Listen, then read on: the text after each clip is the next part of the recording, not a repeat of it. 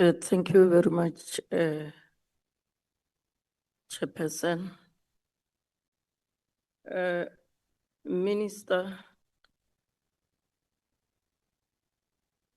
Section 16, subsection 3A of the Act provides that the minister may, on good cause, shown dissolve the board by way of notice in the Gazette and appoint a new board in accordance with Section 13.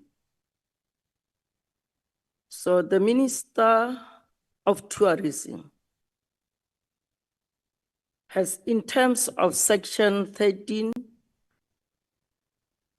Section 16, subsection 3, paragraph A of the Tourism Act, you, the minister, appointed persons to manage the affairs of the South African Tourism Board until the appointment of the new board is completed. One of the persons appointed is Ms. Koleka Zama. Koleka Zama, who is barred from attending Parliament Portfolio Committee for lying to the committee under oath. Minister, Ms. Koleka Zama was removed from the Parliamentary Portfolio Committee in your presence. Today you say you are going to check records as if it is something new to you. The minister even told the committee that she's going to investigate Koleka Zama for misleading the portfolio committee. Why did you appoint Ms. Zama, knowing her history of dishonesty with Parliament? What made you to appoint a person with a history of lying to Parliament under oath? I'll pause for the response. Honourable Minister. Chairperson, if I may just ask on the first part of the question around Section 16, the points made by the Honourable Member. Is it Section 16 of the Tourism Act? Did I hear you correctly? Honourable Mashabela. Is it another section? My apologies. I'm talking about Section 16 of the Act, subsection 3A. Oh,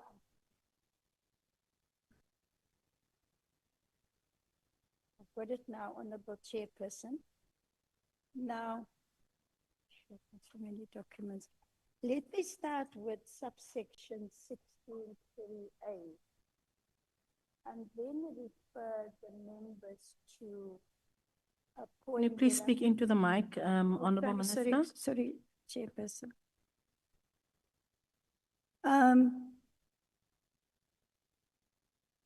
When I was speaking earlier on about a due process, I was referring that due process was contrary to the specific provisions of sections 18, 19, 20, and 20, 18, 19, and 20 of the Tourism Act of 2014. Now, when I read the Act together, clause 16, and I read clause 16 together with 18, 19, and 20, yeah, then your question about 16.3A, that the minister may on good cause shown dissolve the board by way of a notice in the Gazette and appoint a new board in accordance with section 13. I am satisfied, Honourable Member, that I have complied with the law. I have complied with Section 3A, that 16.3A that you are making reference to.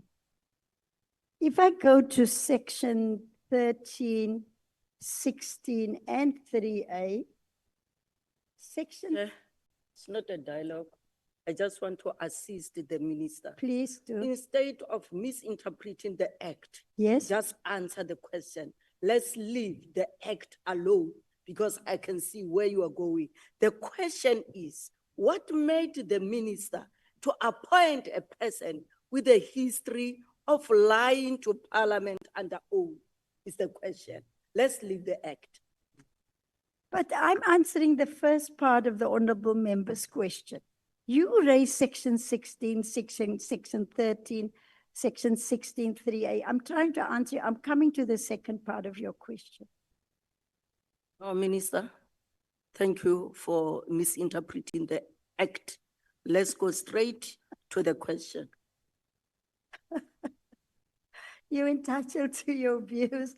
I'm reading the act. I'm not even interpreting the act, Honourable Member. On the question of Mazama, my response is going to be the same.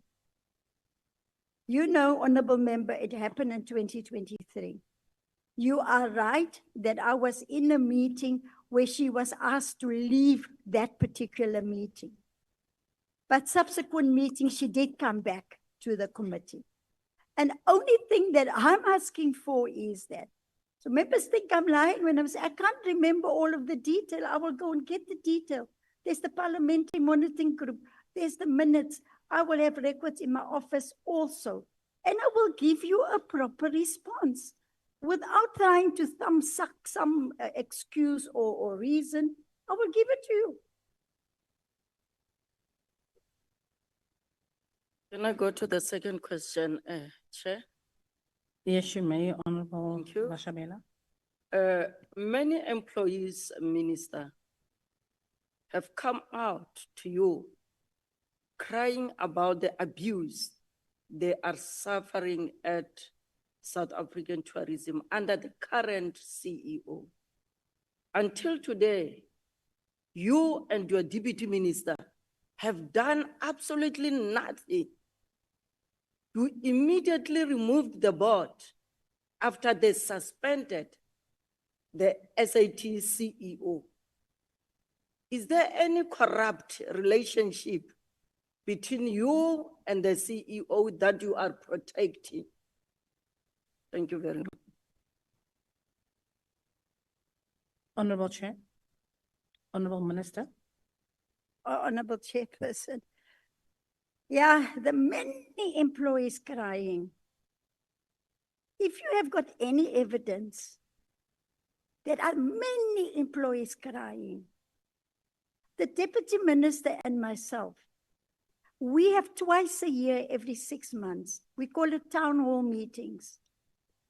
We go to SAT and we call all the staff and everybody together and they engage with us and they will tell us. Because we were trying to improve the staff morale. Another meeting is due with all the staff. If they have submitted grievances about the CEO, they certainly have not submitted those grievances to the Deputy Minister or myself.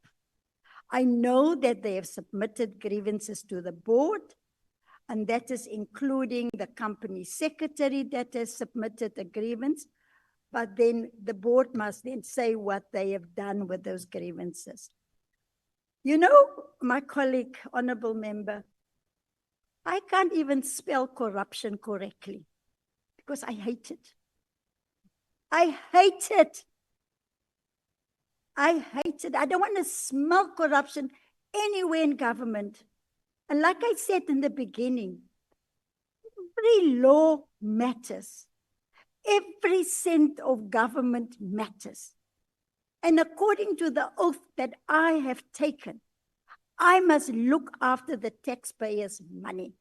So there's absolutely no corrupt relationship with anybody in South Africa. anybody in South Africa, no corrupt relationship. If you want to, I can open up my banking accounts to you. I can invite you to my house. The president has done lifestyle orders on all of us. It's there. But I will not tolerate anybody even insinuating that I've got a corrupt relationship with anyone in this country.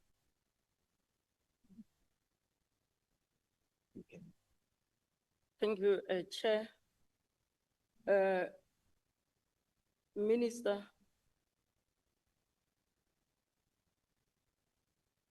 why did the minister fail to appoint a deputy chairperson for 9 months when the act is prescriptive that the minister must?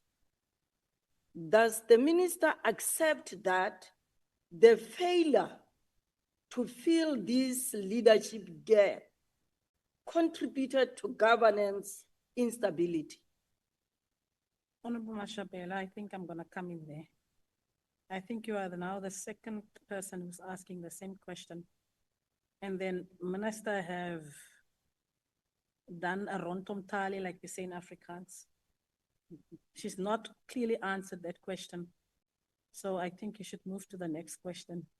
No, Chair, it's not the same. The first part is the same, but the second part, does the minister accept that her failure to fill this leadership gap contributed to governance instability?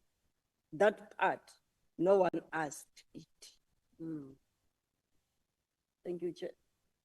Honorable Minister. Contribute to governance instability. The answer is no. Thank you. Chair. Minister, among the issues requiring urgent scrutiny is the irregular appointment of the current CEO, who ranked second in the interview process and has a history of financial transgressions within South African tourism.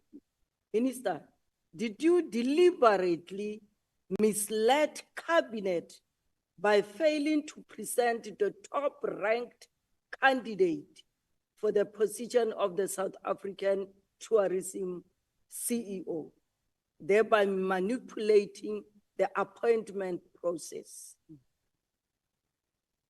Honorable Minister. Thank you, Honorable Chairperson. I have said to this committee earlier on that I sourced a copy of the report and the process that led to the recommendation by the then board to the appointment of Ms. Goliwe. I further said, I've got the copy here, I will share it with the committee. I further said that I took the recommendation from the board to cabinet. And cabinet concurred with the recommendation. To say that I have misled cabinet, I had to take the full report and the process of how they arrived at their recommendation to cabinet. So I've not misled cabinet at all. There's absolutely no evidence. Thank you. Chair,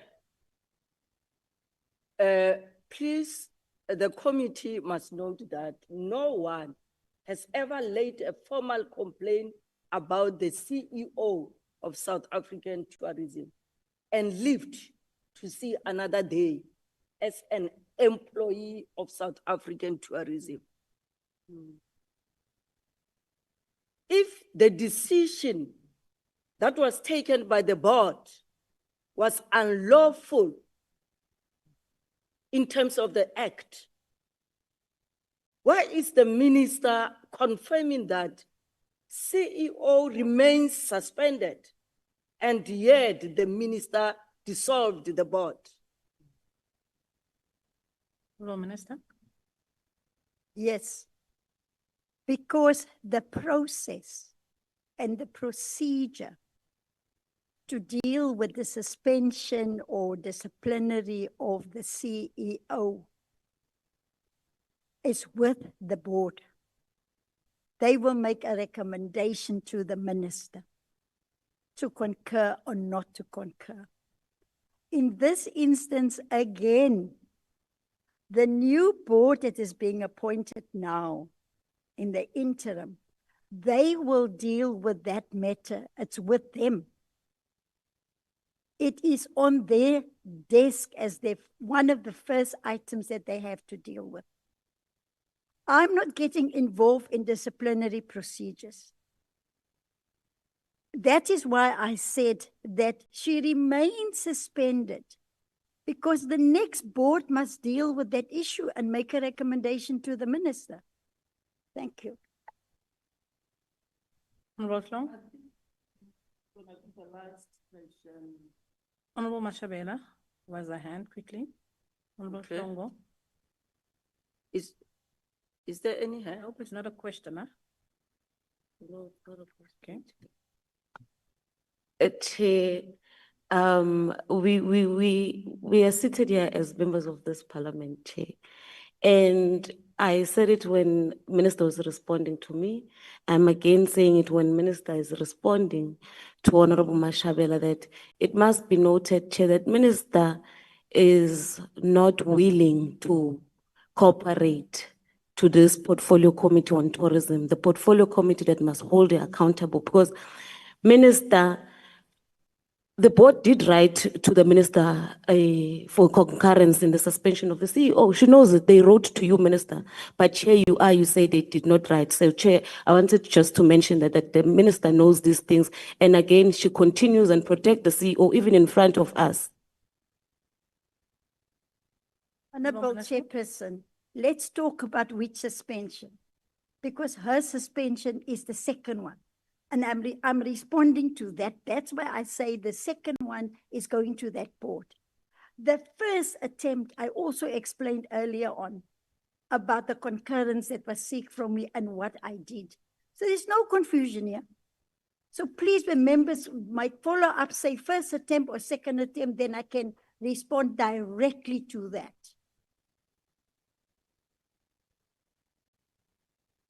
Honourable Mashabela.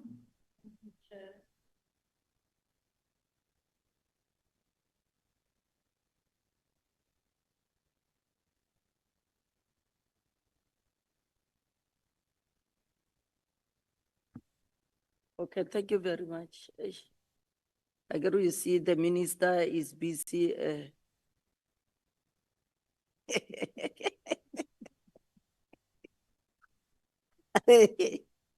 So, Chair, has South African tourism communicated with the service provider involved in the MI finding about recouping the 4.1 million?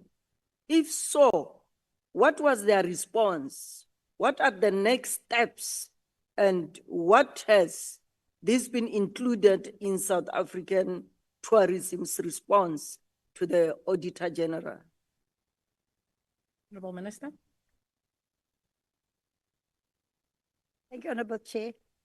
So you are service provider in the 4.1 million. That is the service provider, I think it was WWP. That is what I will have to go and find out, whether the administration and the suspended CEO or COO, whether they have contacted the service provider, and come back and give the honourable member that information. Thank you very much. I think this time the minister must do the correct thing. The minister must do the right thing. Go and do the right thing, minister. You know the difference between right and wrong. Minister, in conclusion, the dissolution of the board is unlawful, minister, because it is inconsistent with the Constitution of the Republic and inconsistent with the Tourism Act itself. Please go and apply your mind and change your decision.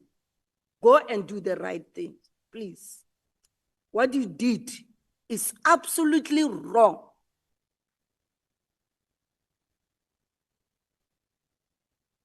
Honourable Minister.